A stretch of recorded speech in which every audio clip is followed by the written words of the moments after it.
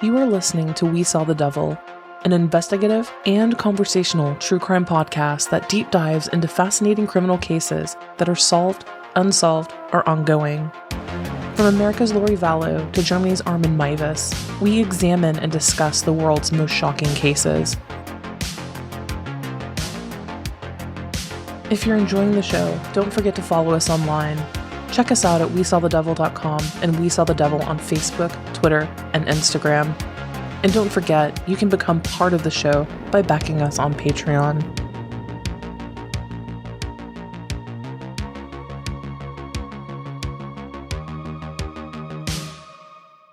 Hello everyone, you are listening to We Saw the Devil. This is Robin. Jackie is once again not present on this episode. She'll be joining us on Thursday's Ask Us Anything episode. For those of you listening today, you are in for a treat. I had the pleasure of sitting down with one of the most amazingly interesting and distinguished people in all of my time doing podcasting. Her name is Anita Zannin, and she is a forensic consultant. Now, she's also one of the world's utmost experts on bloodstain pattern analysis. And I hope this episode is as interesting to you as it was for me, because I learned so much and I can't wait to bring her back on in the future to follow up. For the love of God, we are going to learn why you don't use the word splatter. I will air that in a moment. I did speak with Anita last week, so it is a pre-recorded interview. Thank you to everyone who submitted questions. Also, our Patreon patrons came up with some really good questions as well. If you are a Patreon patron, you actually get first dibs on submitting questions for guests that come on the show. So we wanted to make sure that we got everyone's in there. Really quick housekeeping before we get into the interview. First, you can find us on all social media handles as We Saw the Devil. Big surprise there, right? As always, if you have any questions, concerns, comments, complaints, you can email us at info@WeSawTheDevil.com. And our website is, you guessed it, WeSawTheDevil.com. So in terms of upcoming episodes, we have two Patreon-only episodes coming out this week, one tonight, and then also one on Thursday evening. Now, our next episode is going to be on Thursday, and it is the Ask Us Anything episode. We had a blast when we did that last year as well. Basically, ask us anything. It can be anything personal, from what color we like, our favorite food, poutine by the way, or anything dealing with true crime, especially the Lori Vallow case. We constantly get inundated with Lori Vallow questions. Did you know this? Or have you thought of this? Or just people wanting to discuss the show. So if you have a question for us, anything it may be, shoot that over to info@WeSawTheDevil.com. I'd like to centralize them all there so we can just get through them. We are happy to answer anything and everything. Please have your questions submitted by tomorrow, Tuesday the 6th. So I'm going to go ahead and we will air this interview with Anita Zannin. And again, she is absolutely incredible. She is one of the world leaders in bloodstain pattern analysis. She does veterinary forensics, crime scene reconstruction, ballistics analysis. I mean, she has seen and done so much, and she is so credentialed. I can't wait for you guys to listen. And furthermore, I can't wait to bring her back on for a follow-up, because there's a lot of information that I just have a burning desire to know. So I'm going to air my interview with Anita now. Anita, thank you so much for taking the time to come on. I am so excited. In lieu of doing the standard meet and greet, tell us about yourself, because I find that boring as hell. We're going to pretend that you're speed dating and you have 30 seconds to tell your prospective date what you do for a living, which I can imagine at times is mighty colorful. Our imaginary timer will start now. Well, that's an easy one, considering I've just been doing online dating. And the answer to that question is, well, that's not something I talk about until I get to know you a little better. So that's 10 seconds or less. Now, did you learn that by trial and error? Well, no, it's more of a safety thing. You know, I know that there's some, unscrupulous people out there, and because of my job with, my first name and what I do and where I live, it's pretty easy to find out all about me. So, sure. It's more just to be safe until I have a sense of who they are. No, that makes total sense. We've been really excited about having you on. We have a lot of questions for you, a lot of ground to cover, but do you mind just in general telling everyone just off the top a little bit about yourself and just what your job entails? Because it's just so fascinating. It's not every day that we have someone of your stature and background on the show. Well, that's kind of you to say. I'm an independent forensic consultant, so I get cases from all around the country and even all around the world. My primary area of expertise is bloodstain pattern analysis, but it's really kind of inextricably linked with crime scene investigation because the way a scene is handled and evidence is handled is inextricably linked with what you can or cannot say about the bloodstains. So, we have to have a working knowledge of many other disciplines like firearms and pathology and things like that. Sometimes I work as a non-testifying expert because I also have a lengthy medical background where I just kind of advise attorneys in the background, and I don't testify. And then in other cases, I do testify. But, contrary to popular opinion, I would say that I don't testify far more than I do. Many people think that expert witnesses are just hired guns to testify to what the side that wants them to say, to say it. Right. And that's not really how it works. Well, I can't wait to delve into the court aspect of this because we do have a handful of questions for you as far as on the expert witness on the testimony side. But let's get a couple baseline questions because I think a lot of our listeners, and especially with the explosion of true crime, everyone and their mother now has a true crime podcast. I'm talking about myself too. And Netflix, Amazon, everything is true crime centric now. 10, 15, 20 years ago, that wasn't the case. So can you describe how you ended up in the field that you're in currently? Because I can't imagine, you were sitting at home, 5 or 6-year-old little girl playing with dolls and like, damn, I really want to examine this blood stain that Ken gave Barbie. So. Yeah, it was actually kind of by mistake. I told you I had a long medical background. I ended up volunteering in the emergency room when I was 14 years old. So that was the first time I actually saw somebody die. I was at 14. Wow. So much of my life has been in, trauma and death. And I worked in the ER for about 17 years and then on the donor side of transplant for about 15 years. And, that's a tough life. That's 24/7, 365. When I wanted to go back to school, I wanted to go back for behavioral profiling, where you're looking for a 20-year-old white male living in his mother's basement sort of thing. But there wasn't the programs for that like there are now when I went back to school. And I had to move back locally in Buffalo at that time. So I've been back and forth to Buffalo a few times. That was, I don't know, second time maybe. Anyway, the only program around was a forensic chemistry program. And I knew beyond a shadow of a doubt that I did not want to work in a lab all day, but the program required an internship. And Dr. McDonnell, who was kind of the father of the discipline in this part of the world, lived just a couple hours away. And so I ended up doing my internship with him. And here I am 17 years later. A lot of our listeners are either pursuing degrees in forensics, forensic psychology, criminal justice, things of that nature. So I know a lot of people would be interested in if they wanted to kind of go directly, like laser beam towards what you do now, what would you recommend their path be? Yeah, I would not recommend my path. I've gone back to school 4 times. So, my path to doing this is kind of unusual, where most people that do bloodstain pattern analysis either work for a crime lab or are part of a police department or things like that, or are retired from the same. So, it depends on what they want to do. If they want to do crime scene work, then I would suggest something like a criminal justice, forensic science, crime scene investigation track. Each geographic area has different programs available to them, but more places are going toward a more scientific approach and looking for a scientific background for those who want to do scene investigation. So that's never a bad thing. And understanding the criminal justice system isn't a bad thing. In fact, when I went back to school, I did one undergrad in criminal justice and another in forensic chemistry to get that kind of hybrid. Oh, wow. Yeah. And then I did my master's in forensic science. And if they want to work in a lab, obviously the scientific track would be the way to go, whether it's a biology degree or a chemistry degree or, even a forensic science degree. And then, they can specialize in their graduate program if they decide to go on.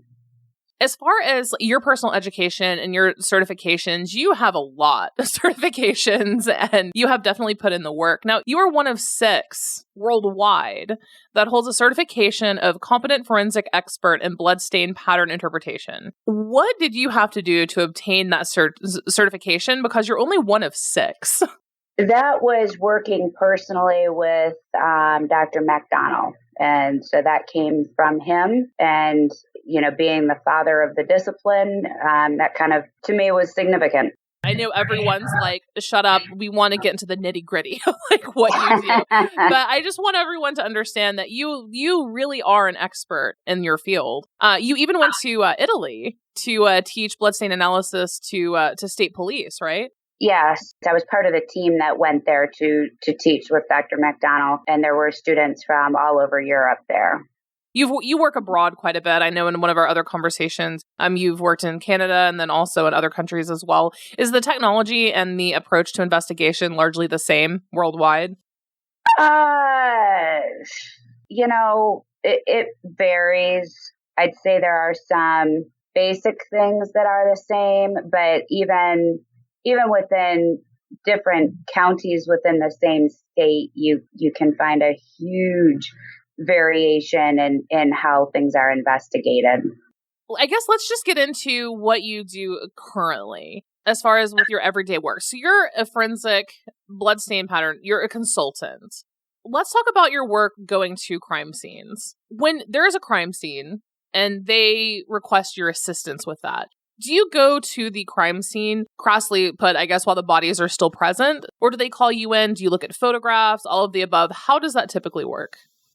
Yeah, not typically do I go to a fresh scene because I get retained later in the process. Mm-hmm. So sometimes I'll need to go to a scene and process it or process some evidence or examine some evidence. But typically it is later in the criminal justice process. It's conceivable that I could be called for a fresh scene. Usually it takes them a little time to determine that they need an expert. So then it typically comes from photographs, videos, documentation, and then, depending on what I find in the review of all of that information and what's been collected and things like that will determine whether or not I need to do an on-site visit or an evidence examination or things like that. The crime scene investigator will take photos and then you will review those photos. And then from there, what kind of photo, using that example, what can that photo potentially tell us? Like what types of things would you be looking for? Well, the first thing I do in any bloodstain case is to look at all the photos before I look at any of the documentation. Just to see what's there and kind of identify the types of patterns without trying to ascribe the action that created them. So, for instance, if there's a pattern that looks like impact spatter, I'll jot down, impact spatter, expirated satellite spatter, because those can all look similar depending on the circumstances. So then as I learn case info and I start reading through the documentation, then I kind of rule in or rule out. If the person didn't have an injury where expirated is a possibility, then that's not a possible mechanism. If there's no blood dripping into blood, then satellite spatter isn't a possible mechanism, and it's got to be impact spatter. Mm-hmm. So that's kind of how that goes. And then, assuming it's documented properly and where samples were taken from and things like that, then you incorporate the laboratory results, the DNA results, and you can potentially put certain people in certain places when you're trying to reconstruct it. Do you participate in that particular aspect of the investigation, or is it very segmented? Like you're laser focused on what the blood can tell you? You also do crime scene reconstruction. Does that usually go hand in hand? Like if you're called in to, examine a crime scene or whatever, you look at the blood stain, you do the analysis. Does the reconstruction piece go hand in hand with that? I think a lot of people are confused and think everything is just completely separate. Yeah, I mean that's kind of the purpose of bloodstain pattern analysis. So it's identifying the size, shape, distribution, and location of bloodstains in order to determine the events that gave rise to them. So you're trying to determine what happened that created these bloodstains. Mm-hmm. So it really is kind of a reconstruction. Now, Anita, how many different types of bloodstains are there? Oh, there are a number of different kinds of bloodstains. So the categorization that I like to use, there's three kind of overarching categories. There's passive, spatter, and altered. And the word is spatter, no L. That's not splatter. So now all your listeners know that. You taught me that our very first phone call. And then under each of those main headings are several subcategories of bloodstains. And it's important to know that, as I alluded to earlier, that more than one mechanism can create a particular pattern. So, when people take a basic 40-hour course, they're creating them in a very ideal setting and, in very under specific circumstances. And sometimes people think when they're at the end of it, oh, well, these bloodstains are less than 1 millimeter, so they have to be from a gunshot wound. And that's not necessarily the case. So it takes a lot of, looking at them and studying them and testing, to be able to differentiate. And sometimes the answer is that you can't differentiate them and one is as likely as the other. And would that go for the choice of the murder weapon as well? Like you really can't narrow something down based on the blood stain alone? Yeah. Yeah. Oh, interesting. Yeah. So the size of the blood stains are inversely proportional to the amount of force that's applied. Mm-hmm. So the more force that's applied, the smaller the blood stains are. So say somebody was beaten to death, we'll have the majority of the blood stains will be between about 1 to 3 millimeters. Now, if that person also has blood in their nose and mouth and airways and they're coughing, choking, sneezing, spitting up blood, the force with which they expel the blood is going to determine the size of those blood stains, right? So if their face is like laying in a pool of blood and they're barely breathing, we'll get very big blood stains. But if they're coughing, they're going to be smaller. So they could be the same size as what we have with the impact spatter. So if both mechanisms are possible, based on their positioning and their injuries and things like that, then you have to say this could be impact spatter or it could be expirated. If there's no other way to tell it apart. There can be some other features in expirated that may help you tell it apart, but sometimes not. So it's important to be objective and consider all the possibilities. Which instrument have you seen that have you worked on that caused the biggest, what would be the appropriate way to describe that? The largest drops, the largest spray of blood? Like the biggest distribution of stains? Distribution, yes. Oh, that's tough. I mean, I've seen beatings that have had blood stains on every wall and the ceiling and the floor. And then I've seen, explosive type injuries that, of course, blow things everywhere. So it really depends. It really depends on the case. So we opened up your episode, Anita, to our patrons. And one question we received from a patron, Iris, is, can you discuss the physics of blood just a little bit? So bloodstain pattern analysis is based on physics and math, really. And it's unfortunate that this is audio, or I could show you what I'm doing with my hands here. But there are diagrams that show you how a round drop ends up as an elongated blood stain. If a drop drops straight down, like your fingers right above the floor, 90 degrees straight down to the floor, those blood stains are going to be very round. And as the angle of impact becomes more acute, the bloodstains become more elliptical and they look more like kind of exclamation points.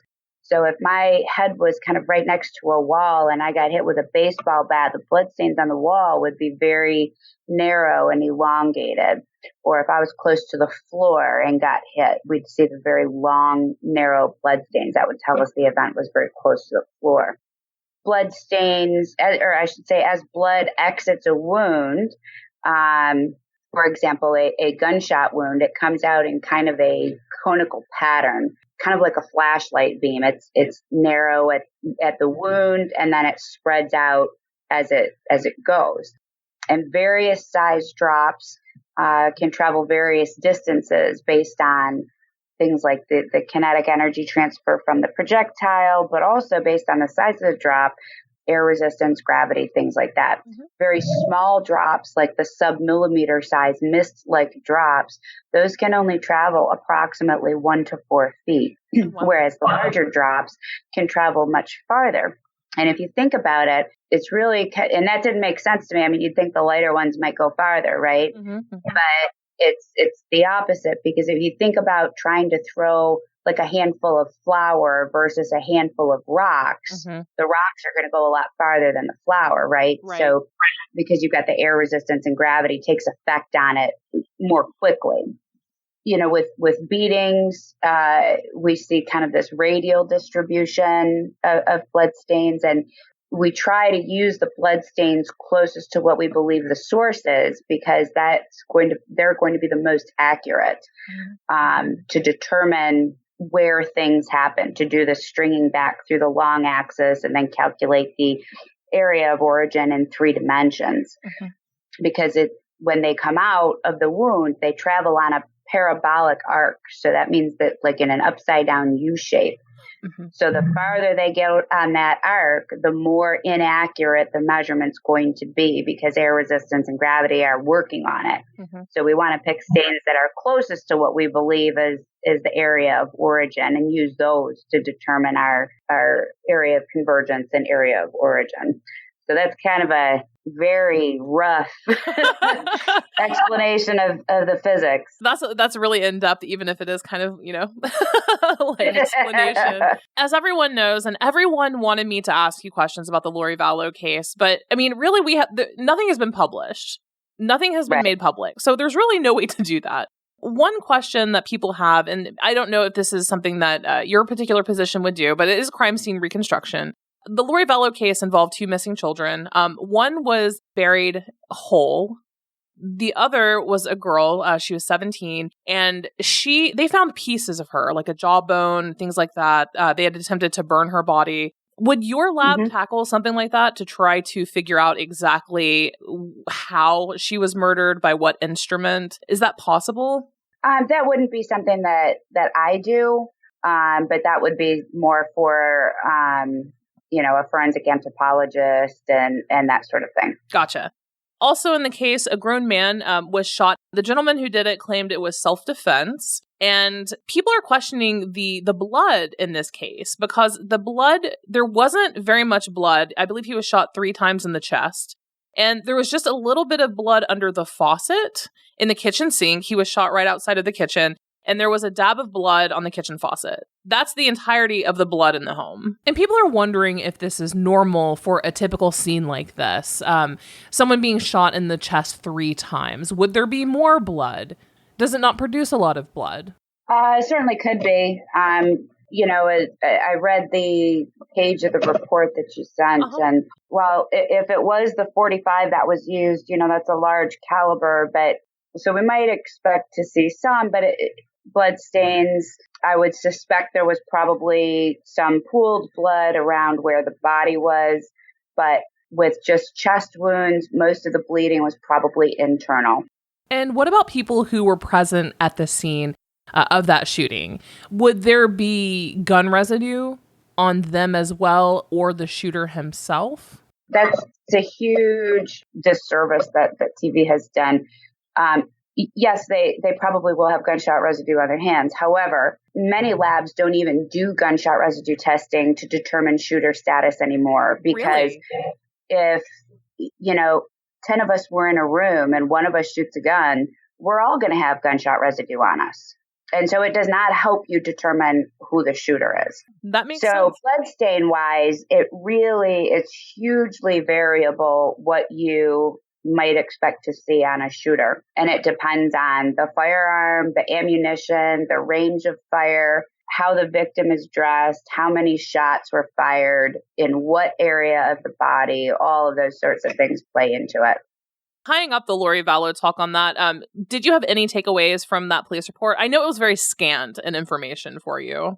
Yeah, I mean, it was one page of a multi-page document that, I think it would be a disservice to kind of comment. Yeah, it would be irresponsible really to comment on it without full information. I thought so. They've been it's an active investigation, so they've been leaking, individual random pages that you can't really put together for any discernible use.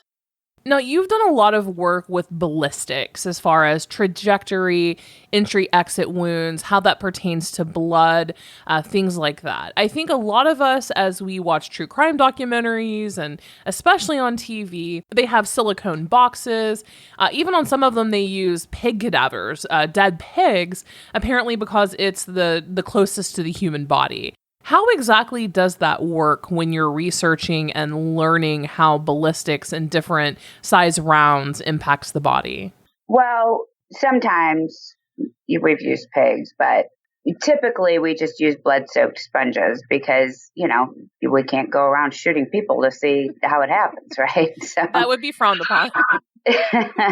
So we use blood-soaked sponges or we will create something. Like I had a case where I got a pig heart because that's as similar to a human heart as you can get, filled it up with blood, sutured it closed, and put it inside a torso that was made by a forensic sculptor. And then we shot that. So, we can try and simulate certain things, but you can't simulate the blood pressure and things like that. And it's difficult there's no way to exactly replicate something. And, and the fact of the matter is we weren't there. We don't know what was going on. We're looking at the static aftermath of a dynamic event. Mm-hmm. There may have been a life or death struggle going on, and so that's not something you can really recreate when trying to do the bloodstains. So.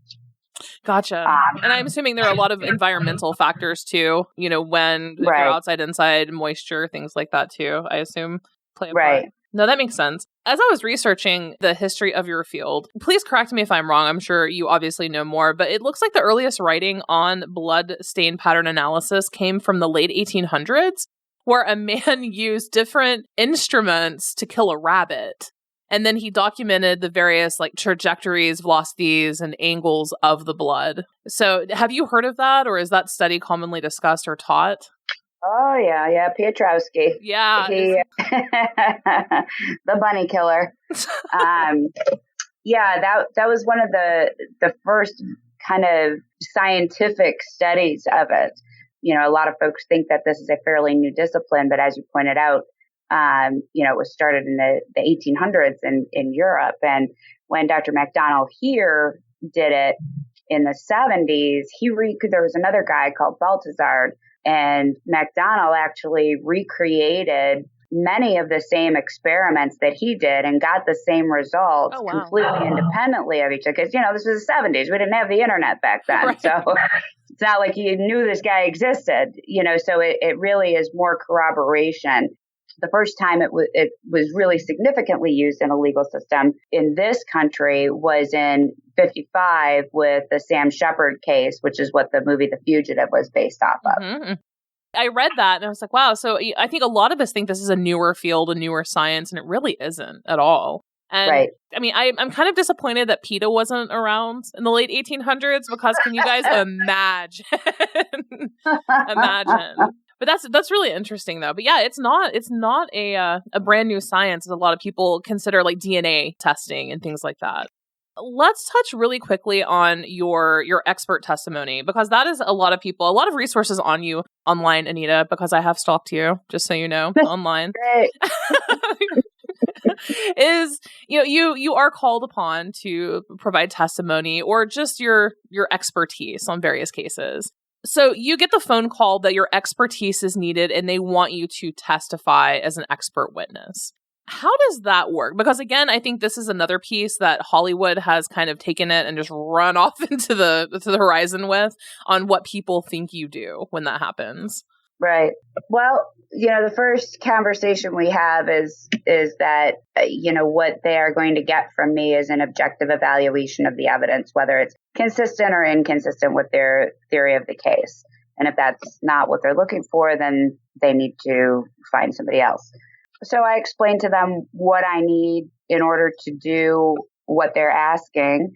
Sometimes they don't even know what they want. They'll just say, "Can you look at the bloodstains?" Well, I can, but, you got to tell me what questions you're hoping it may or may not be able to answer, because I could say an infinite number of things about the bloodstains. So there does have to be some direction. And then they send me the materials. I kind of explained my process a little bit earlier in that I look through the photos and identify patterns, and then I go through the documentation and start putting the pieces together and rule in and rule out certain possibilities. And once I come up with an opinion, then we discuss that opinion and they decide whether or not they want a report and or my testimony. And another thing that Hollywood has done a tremendous job on, I think, is portraying expert and witness testimonies. Prosecutors and defense attorneys will shop. They shop around for an expert in their field who will give them the bias that they're looking for, almost like their morals are for sale. We've seen a lot of that in film and television. Have you ever encountered that where a prosecutor, a defense, an attorney, a team, as it were, approached you and they were like, "Hey, Anita, we know that X, Y, and Z happened, but we really need you to prove the exact opposite"? It's not usually phrased quite like that, but but there have been attorneys that try to push you to go farther out on a limb than you should. Mm-hmm, mm-hmm. Let's say you show up in court to provide your testimony. Now, you are vetted in court, right? I mean, some of the most iconic moments in legal history have been both sides examining an expert witness. Right. So what is that like when you're up on the stand and like your entire life is basically, personal life included, is like literally laid bare before the court? What is that like? Yeah, it's, I believe it or not, I was actually a fairly sensitive person. And in fact, my boss in transplant, when I told her I wanted to go into forensic science, she was like, "You're never going to make it." And that was probably one of the things I was the most worried about, was that I was going to cry on the stand when they were mean to me. But so far that hasn't happened. I mean, yes, they've been mean to me, but I haven't cried. So it can be fairly nerve-wracking, particularly if you have an inkling that something might be coming. And even if you don't have an inkling, when you get blindsided by stuff they do to you, you just got to take it. Unfortunately, in this country, in other countries, it's not the same. But what tends to happen is that if they really can't give, if there's really no problems with your methodology or your conclusions or things like that, then that's when they start trying to find things in your personal life to discredit you or make you look unprofessional. Or that's when your Facebook page pops out. Right. Yes, that has happened to me. I would roll over and die. Oh. Going from there, do you have any like really interesting court cases or testimonial experiences that you would like to just kind of throw out there? Any really good stories? Oh, I've got a lot of good stories. How much time you got? However much you will give us. Well, I think probably the best question I've ever been asked. So there was a case that actually didn't have blood stains in it, but there was a lot of diarrhea stains and patterns in the diarrhea. And I was a defense witness in that case, and the prosecutor was really on me about, "Well, you're a bloodstain pattern analyst. What makes you think you can testify about feces?" And and I said, well, if it was solid, I wouldn't be. But when a liquid is acted upon by a force, it's going to behave in a predictable manner. And so, this went on for quite some time about why I shouldn't be able to testify about these stains. And so on redirect, one of the attorneys said, so, Ms. Zannin, tell me, are the laws of physics in New York or anywhere else that you've testified different than they are in the state of California? What was your response to that? I said, no, sir. Why were you called to analyze diarrhea in feces? Well, because... was something ruptured? What's that? Was something ruptured in a crime? Yeah, something was ruptured. There were injuries and in order to kind of reconstruct the events that led to the injuries. I can't imagine. No, you probably can't. So I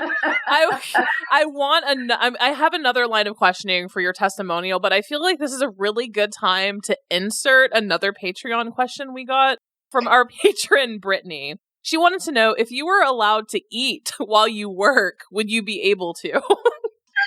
I feel like this is a good time for that question. Yes, and I often do eat at my computer. As you're reviewing like fecal fiesta photographs and blood and so forth.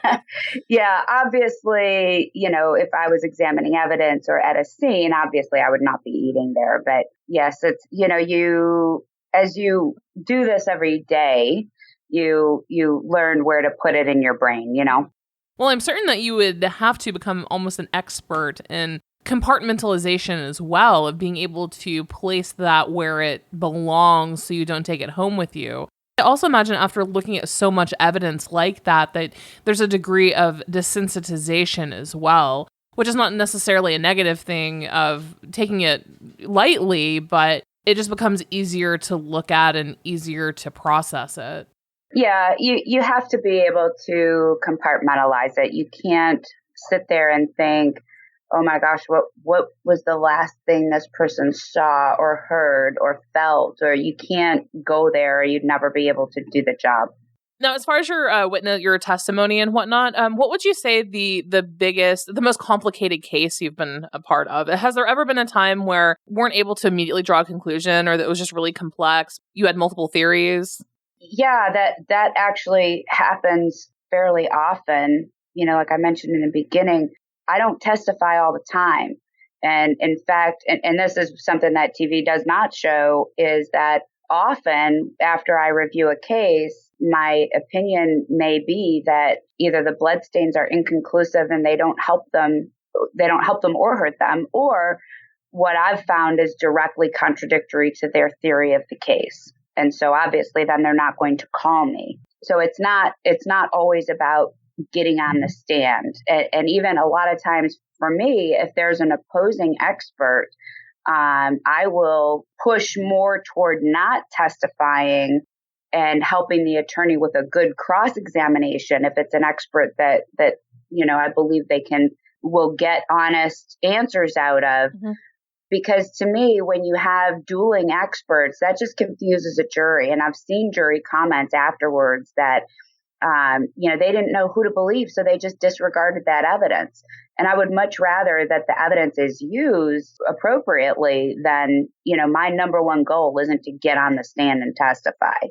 I can imagine that is confusing for jurors. In the case, I'm not sure if you're familiar, Michelle Carter, the girl, this has nothing to do with Bloodstained, but the girl who sent her boyfriend at the time, encouraged him to commit suicide and was on the phone with him. And then, they had dueling expert witnesses from the field of psychology basically testify, give two completely separate opinions on the psychology behind her actions. So I can imagine that if you had two dueling Bloodstain Pattern analysts are giving their decisions, that would be extremely confusing for jurors as well. Yeah, and it does happen, and sometimes I do need to testify because it just, the other side of the story needs to be told. So we'll ask you for one more. Do you have another really good kind of anecdote or interesting story from your days on the stand? Yeah, I had one that really kind of tried to ruin my career prior to getting to court. They asked that an ethics investigation was open on me because they said I misrepresented myself on my CV. And the reasoning was because, I listed all the places I was a member of, all the associations.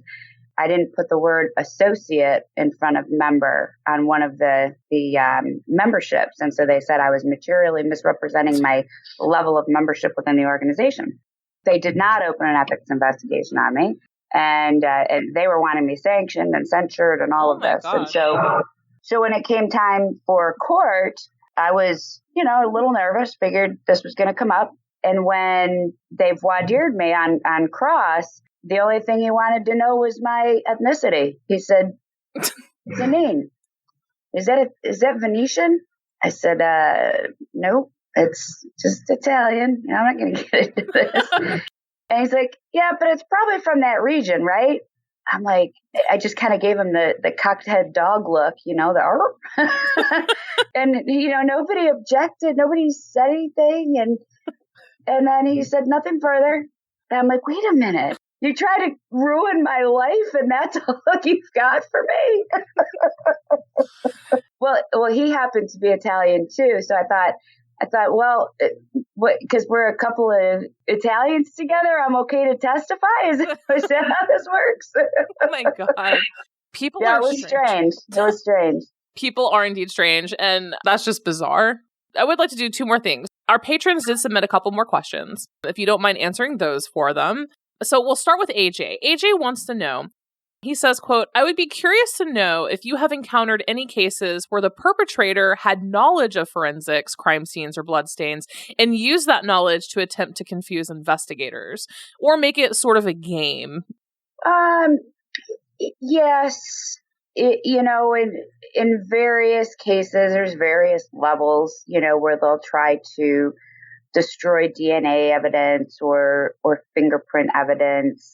And there have been crime scene stagers as long as, there's been murders, people trying to make the scene look like something that it isn't, whether they have knowledge of forensics or not. So it does happen, but when it plays out live, it certainly isn't the kind of intrigue that you see on TV. It's a much slower pace and things come to light much more slowly than in the hour TV program.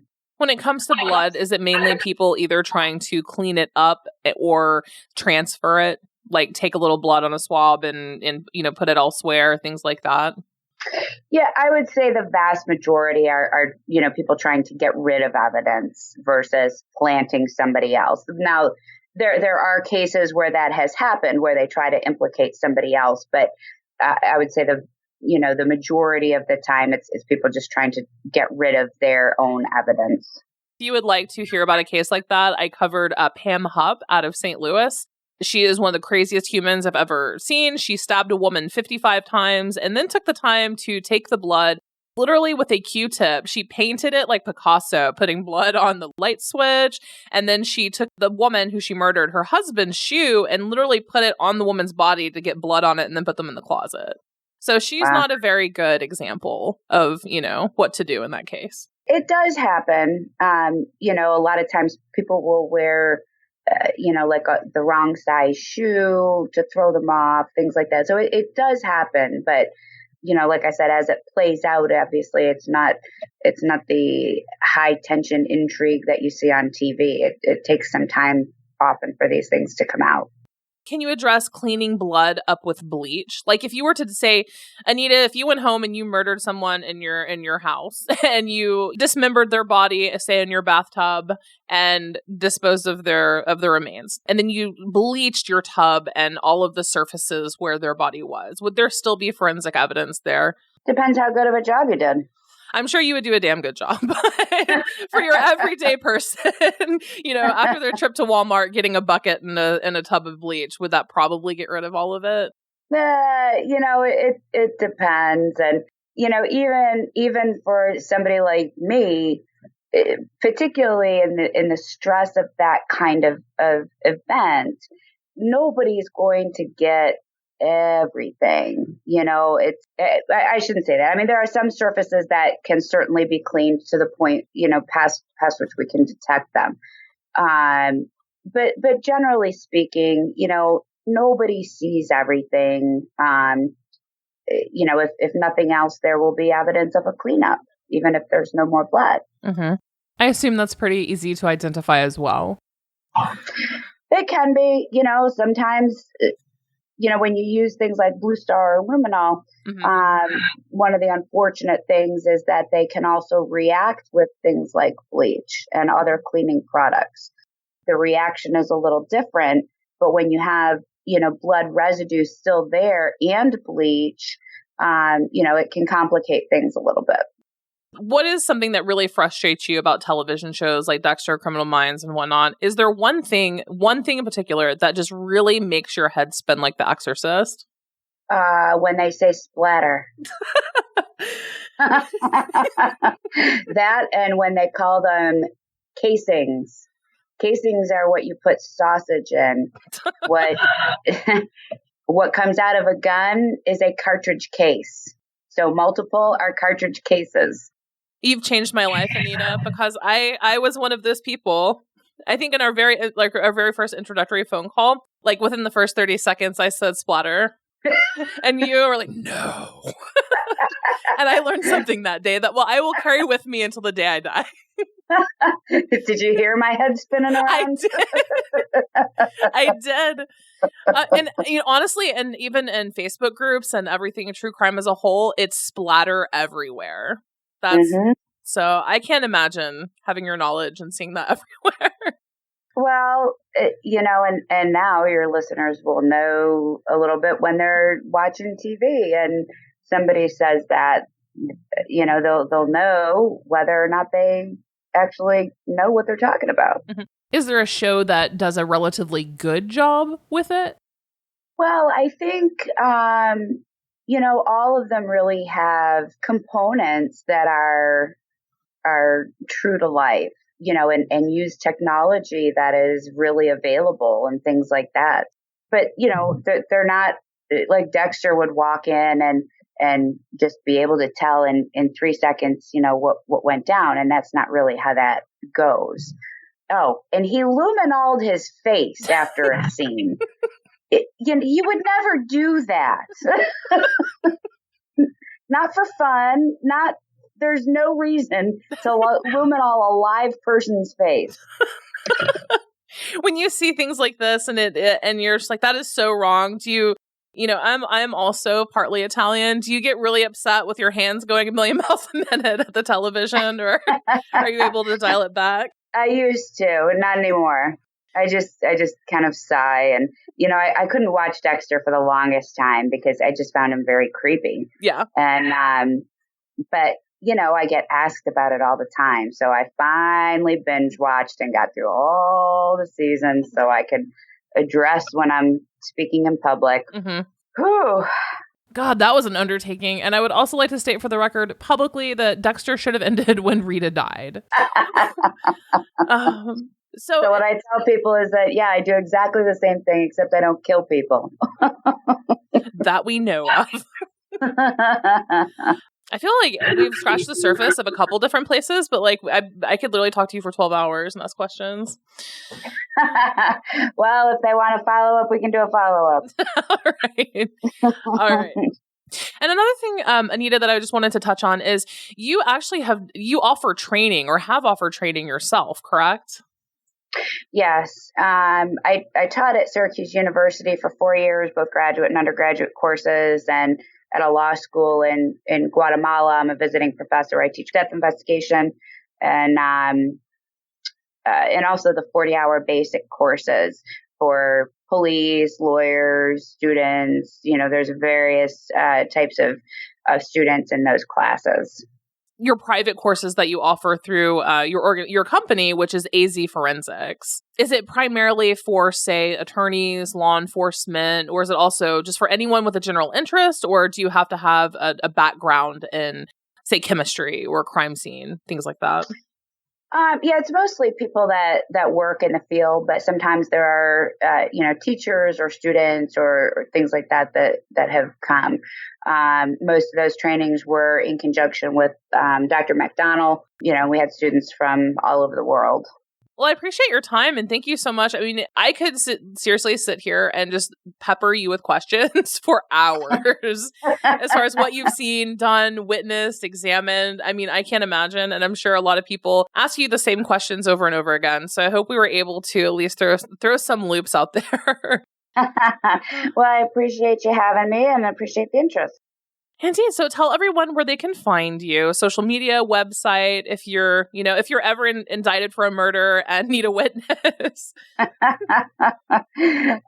Facebook page is AZ Forensic Associates and the website is az-forensics.com. Thank you so much for listening, everyone. That was my conversation with Anita Zannin, forensic consultant extraordinaire. I love her. She is amazing, and I can't wait to bring her back on in the future to follow up with more questions. If you're a patron, you actually get dibs on asking and submitting questions for our guests. So we did receive quite a few questions for her, but we kind of had to prioritize within the time constraints, if you know what I mean. So she is wonderful. Please check her out. Again, her website is az-forensics.com. So next up on the docket, guys, on Thursday, we will be releasing our Ask Us Anything episode. Jackie will be joining me for that one. Schedules and life has been absolutely crazy, as you can imagine. So Jackie will be joining me for that episode where we take listener questions. So again, if you have any questions about us personally, what we're into, what music we like, what our favorite food is, or if you want to talk about the Lori Vallow case, we are also accepting Lori Vallow questions. We are literally throwing our show to you to ask anything that you want, and we will do our best to answer everything that we get. Have your questions submitted. You can email them to info@wesawthedevil.com. I would like to try to centralize those the best I can so we can get through all of them. Again, thank you for listening. Don't forget to follow us on all social media outlets. We are pretty much everywhere as We Saw the Devil. If you would like to back the show, you can do so at Patreon. We are at patreon.com/We Saw the Devil. So that's it for today, guys. Until next crime.